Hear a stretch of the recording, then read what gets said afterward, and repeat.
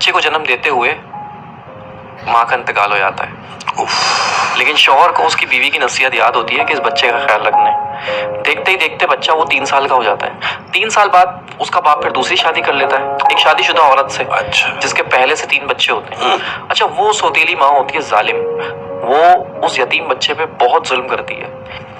एक दिन ऐसा ही होता है, उस सौतेली माँ की फैमिली आती है दावत पे और वो यतीम बच्चा भी बैठ जाता है खाना खाने के लिए। तो वो यतीम बच्चा चावल गिरा देता है, तो उसकी सौतेली माँ उसको उठाती है, उसको 2 थप्पड़ मारती है और फिर उसकी चावल की प्लेट के साथ उसको बालकनी में बिठा देती है, सर्दियों की रातों में शीशा बंद करके, अपने बच्चों से हटा के। अब शौहर ऑफिस से आता है तो कहती है कि आप बैठे, मैं आपको खाना लगा देती हूँ। तो शौहर कहता है भाई वो मेरे बच्चे, हमारे बच्चे कैसे हैं? वो कहती है वो बच्चे सो गए। तो शौहर भी सो जाता है। जब शौहर सो जाता है तो उसकी बीवी ख्वाब में आती है और कहती है कि मेरे बच्चे का ख्याल रखो। वो अचानक उड़ जाता है और सौतेली माँ से पूछता है कि वो बच्चा कहाँ है मेरा? उसने बोला वो तो सो रहा है, आप बेफिक्र होकर सो जाए। वो सो गया, बच्चे सो रहे सारे एक साथ। फिर वो सो जाता है उसका मियाँ।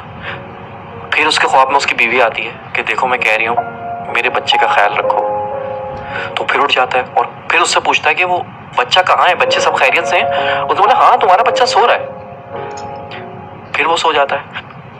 तो फिर तीसरी बार वो बीवी उसके ख्वाब में आती है और कहती है कि अब तुम्हें ख्याल रखने की जरूरत नहीं है क्योंकि मेरा बच्चा मेरे पास आ चुका है। वो घबरा के उठता है और सौतेली माँ से पूछता है कि बच्चा कहाँ है मेरा?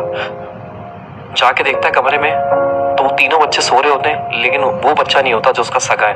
वो उसको पर याद आता है उसकी माँ को कि मैंने तो उसको बालकनी में बंद कर दिया था बाहर। हाँ, तो जैसे ही जाके वो बालकनी का शीशा खोलता है तो वो 3 साल का बच्चा चावल की प्लेट लेके और अपना मुंह घुटनों के अंदर दबा के बैठा हुआ होता है। जब बाप उसको जाके हिलाता है तो वो मर चुका होता है।